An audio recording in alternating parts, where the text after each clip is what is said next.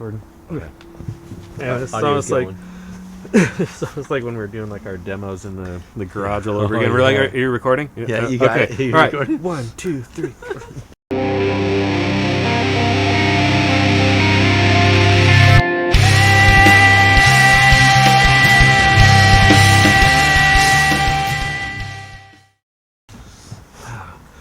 What's up, everybody? Welcome back to the show. I am John, the creative blue collar guy, and I'm joined once again by my good friend Kory here, who once again has offered up his backyard and his whiskey. Yes. Cheers. Cheers.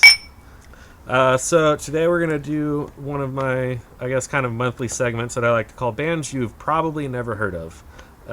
This one, I've been holding on to this one for a while, because I specifically wanted to talk about this band to, I mean, I guess it's kind of funny. I call it Bands You've Probably Never Heard of, but I wanted to talk about this band with literally the only person I know who also knows who this band is.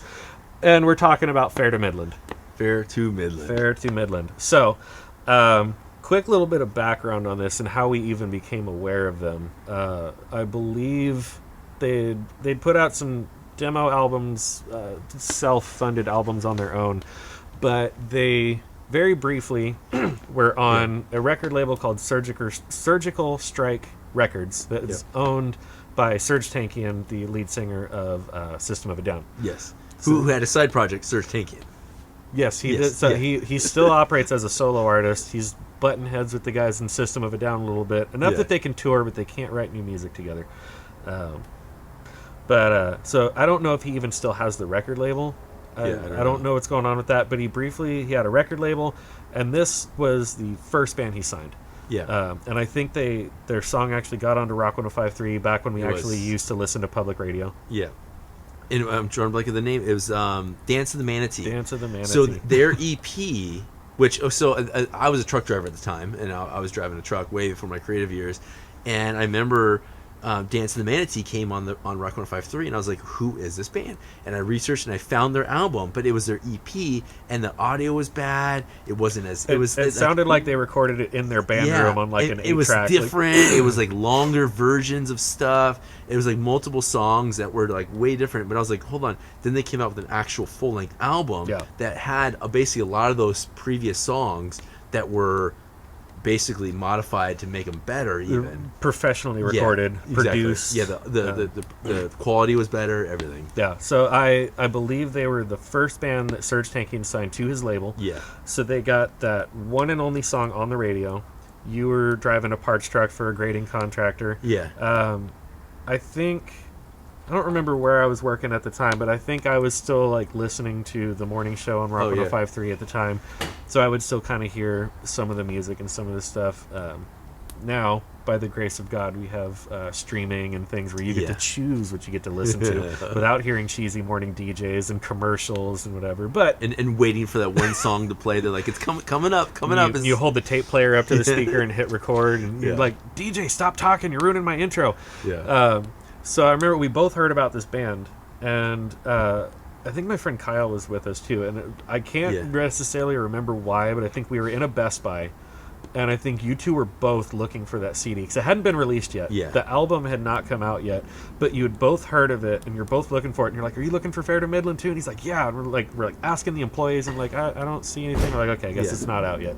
So it came out, and it's a very, this band, I can't even begin to describe it. I mean, I would say it's like if you take what was popular in that like early 2000s rock and make it a little more artsy, kind of like a System of a Down was, where it's like they broke some rules. Yeah. And then the vocals were he had a massive range. Yeah. And he would get way up there in the register, and it was like, it would blow me away. They have different instruments. They had like some Eastern style instruments that they would play, and it's like you would listen to it as a musician and think like, what are they playing right there? Like, what's that instrument? And it wasn't anything that was like profound. It was entertaining. It was very like different and new. and it was fresh. Yeah. And along those lines, while I agree with all those things, I always struggle to try to describe this band to people, because it's like that. It's kind of heavy, it's kind of progressive, but their songs are pretty short. I mean, they're not like Tool. They're not writing 15-minute long songs. But it was the lead singer who, like you're saying, he had the crazy range of, he'd hit the super high register, but then he'd hit those really low growls. Oh yeah, he it was like the baritone singing. Yeah. One guy playing, electric guitar, a bass player, drummer, and then a lot of the other weird instruments that you're referring to probably came from the keys player. Yes. Because he had two keyboards that were up at like a 45-degree angle, and all kinds of electric sounds. You never saw them live though, did you? I know I didn't. No. Did you? I did 3 times, but each time they were an opening band, so they only played for like 30 minutes. Okay. Yeah, and their songs, I can only reference System of a Down. Like System of a Down would be like, it'd be like playing one beat and they would change and then go back to the other, and it was kind of like a little sporadic. They kind of had that in like Dance of the Manatee. If you search that song, you can kind of see they have it wasn't like they'd get into a pocket until the verses, and so they had a little bit of like an artsy, like they'd play around with not really the time signatures, but they'd play around with like the beats and the rhythms. When I researched their kind of the name and what the deal was with the band, I guess Fair to Midland or Fair to Middling or something is sort of I guess they were all from Texas, but it was anywhere between Texas and the Midwest. It was sort of a turn of phrase, or sort of can't quite think of the terminology I'm trying to think of, but if you listen to the lyrics, a lot of their lyrics were all sort of like just things that people would say, sort of like, they're euphemisms. Or bird in the bush is as good as, or whatever, that kind of stuff. Or like when old people had like just their sayings and their thing. I wish I could come up with a better term for what I'm trying to think of. I'll probably think of it tomorrow after we're done recording. But, yeah, exactly. All of their lyrics are sort of like not even necessarily cliches, but just catchphrases, sayings. They're almost like proverbs. They were like If you ever come across people, like, especially like you always hear the term like fast talking Texans, and people that just have the gift of gab, and they're just talking, and they got their jokes and they got their everything. It's a lot of their lyrics or turn phrases that people in the South would say, and I think the name of the band is a play on that as well. But there's something about it, and part of it might be the artwork from their first album. It's something about their first album and their music and their lyrical content always reminded me of Where the Wild Things Are. Yes. Yeah. It is very artsy. It is very like unique. Like there hasn't been a band since them, before or since them, that is like them, and that's what makes a band good. Like you look at Tool, no one sounds like Tool. People have tried to copy them, but no one is like Tool. They don't have the patience to play a 15-minute long song and let it evolve. And no one is like Fair to Midland, which sucks, because I wanted more albums from them. I wanted to have 10 years of albums from Fair to Midland. It's been over 10 years since they put out an album. Yeah. Way over 10 years. So, again, for those of you tuning in that are new and are buying into the segment of a band you probably haven't heard of, they had a couple of independent releases, but major label that you could, back when record stores existed, when you could go to Tower Records or when you could go to Best Buy. Is it on iTunes? Can you get their album on iTunes? I haven't checked. I mean, I can stream them on Spotify, so you can probably get it on iTunes, Apple Music, whatever. Yeah. But I still have the CDs from when they came out. But they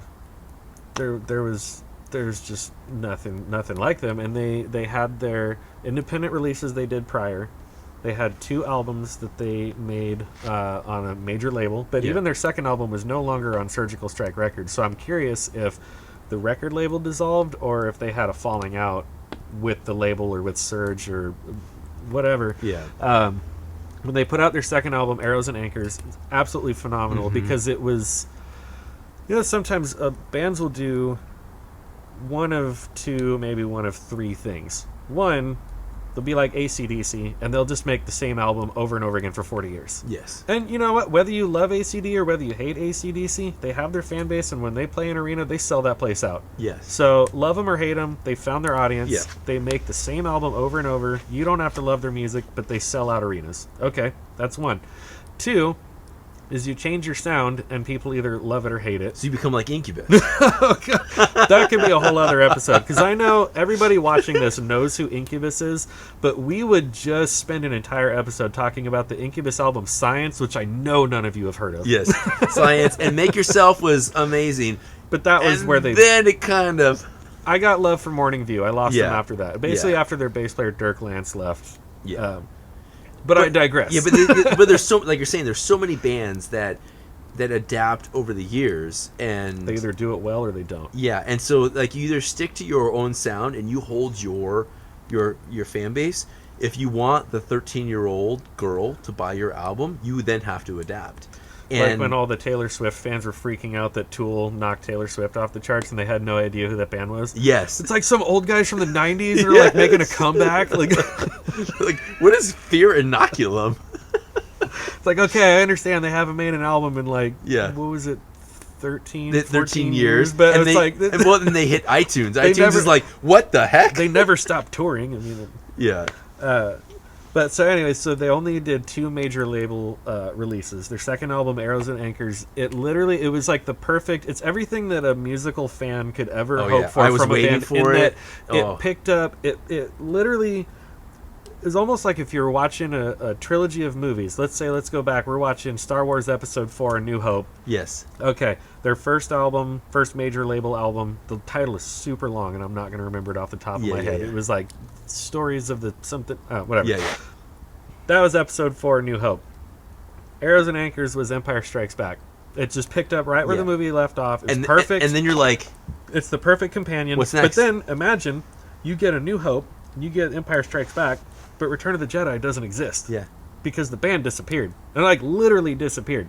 You go on the internet, and there's a few comments here and there and some message boards where people are like, yeah, literally nobody knows where the guitarist is. Like, he might be dead. We don't know.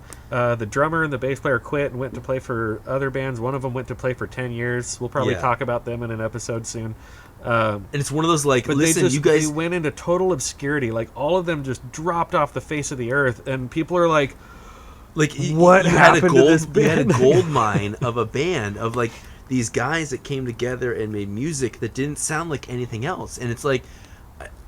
I feel bad saying this, but I'm like, that's literally what happened with like Led Zeppelin.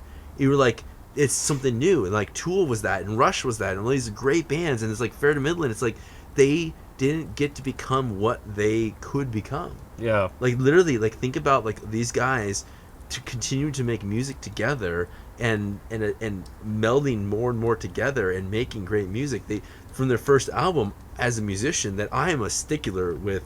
I want great music, and I listened to them, and I was like, "That is fantastic music." It's unique. Yeah. It's and as much as we do love Tool, I'm going to keep referencing Tool, but they write much longer songs. They're in no hurry to get to the hook. They're in no hurry to get to the main punchline of the song.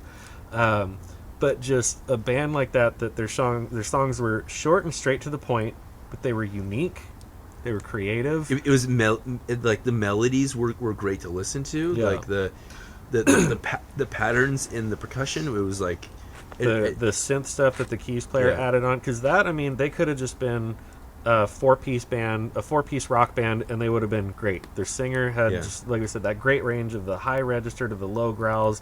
The guitar riffs were interesting. The way the drummer did his thing. But then they throw in this guy that's got his 2 keyboards, and he's throwing in symphonic stuff and also organs and it's making me want to listen to it right now, man. I want to go listen to it. It just would drive everything to this whole other level, and so that's why I asked. Like, you never got the chance to see them live. The only times I ever saw them live, they were always an opening band. I remember the very first time, me and some friends, we made the drive all the way up to Anaheim to see them open for Flyleaf. Oh gosh, House of Blues, Anaheim. Gosh. But I think 10 Years was on that show too. Yeah. But this was after they started to suck. And again, we'll do a show about them too. About 10 years. So 10 Years is a band that they are actually still around and still making music, but we very much hold the opinion that their first album was the best. I really only love their first album. Second one, it was okay. Yeah, okay. But they're another band that you've probably never heard of, and their first album was so good, and then just I don't know. I think maybe the record label got involved and said this isn't selling, and then they made their album sell even less. Yeah. So, hopped in the car with some friends, drove up to House of Blues Anaheim to see Fair to Midland open for 10 years and Flyleaf. And Arrows and Anchors hadn't even come out yet, but half of their set was new songs from that album. Like, they had been playing those songs for years. It took them forever to record that album because their first one came out in like 2007. Arrows and Anchors came out in 2011. So they had these demos, they had these songs, but for whatever reason, maybe jumping record labels, issues it of seems studios, so long ago, but that was it only took 10 years ago? 7, 8, 9, 10. It took them 4 years to release that other album. Okay, yeah. Almost on Tool's schedule. Yeah. So saw them then, and I just was absolutely blown away. Like, I was way farther towards the back of the room, so I could kind of only see, like, okay, like, the band's rocking out, they're having a good time. Yeah. Fast forward a few years, Arrows and Anchors comes out. They played at, I saw them like twice in a row. Okay, so they played at House of Blues San Diego, opening for, I don't even know who, because I left after they played. I literally... He went for the opening band. I literally did not know who any of the other bands were. One of the other bands, I think, was called The Damned Things, and I heard somebody say, oh, it's got the guitarist from Fall Out Boy in it. I was like, I'm good. You're like, peace out. So I saw Fair to Midland, and out. Gone. Yeah. I was out of there by like 7:30. You're home, you're getting in bed, you're like, that was a nice show. A week later, they played Soma Side Stage. Oh, jeez. Again as an opener. That's like 500 people. That's not very many people. Soma Side Stage as an opener. So I got in the absolute very front, and I was like right there watching them, and I was so fascinated. So another thing that you mentioned, when you talked about how they have like kind of the different like Eastern instruments and whatever. Yeah. Their singer, and I'm not exaggerating, I'm not even making this up, I saw it with my own eyes, would do that like Himalayan mountain man throat singing thing where it sounded like a didgeridoo was coming out of his mouth. Because he kind of gets into that like growl. And he just, so they would do, like you were talking about on the EP, some of their songs were a little bit longer, more dragged out, so when they would play Dance of the Manatee live, they would of course play it last because they got a short set. That's the only song people knew. That's their big hit, so they would play it last, but they would stretch it out, like they would jam it out and kind of make it a little longer, a little more interesting. And so in that breakdown, after that second chorus, when it all kind of would get quiet, the band was kind of like, the guitarist would just, I don't know, he was doing whatever. He was in the back shooting up heroin, or I don't know what he was doing. But just the drummer was just playing. The guy was on keys over there kind of doing the little piano part. And then the singer would just sit down on the stage. He would like curl up with like his legs underneath him and like just like on his knees and started doing that like weird throat singing thing. And I was like right in the very front, right up against the barricade, just watching this going, what is happening right now? Like, what is coming out of your mouth? Oh, man. And so they would do that, go back into the chorus, finish out the song, and just their energy, their live performance, and for being such a, what you could kind of call a low-budget band, that they were hopping around different record labels. The guys looked like maybe they had some drug problems. I don't know what sort of personal issues they might have had. But live, I mean, they were just as tight as listening to the album. You could totally walk in thinking, oh, they're just touring around in a van that kind of looked like the van that you guys used to have when I first met you guys. They're just touring around in a little van in their little trailer, and you could totally think like these guys probably just get drunk and probably get up there and make a bunch of noise. Like, their live performance was flawless. It was so tight. Like, and so I would say like the thing about them is like the best way I can explain it is they were raw. Even though they were on a label and they had a produced album and it was better than their EP, it was still had like a raw, homegrown, like they recorded in a local studio on their own dime. It didn't sound like it was auto-tuned. It didn't sound like it was like dropped into Ableton and like quantized. Like quantized and like all the drums being sampled. It sounded raw, live, and real. And that's what I think is why, like, when I listen to Tool, I'm like, that's raw. There's no metronome. Obviously, Fair to Midland does have a metronome because they keep on beat, but Tool has like this organicness in there. Tool doesn't record to a metronome. They do not. I know they record analog, but if you listen to their albums with the metronome going, it flutters around. So they have this natural rawness, and that is what I loved about them. It was like their EP was extremely raw, but but their actual full length albums were great because it still kept that trueness to them, but it was just a better quality. Yeah. And basically, if you're listening Fair to Midland, please make another album. please come back. Please come back together. We miss you. Just do a tour. Actually, just come to San Diego and play for John and I. We will sit there and sing every song of yours.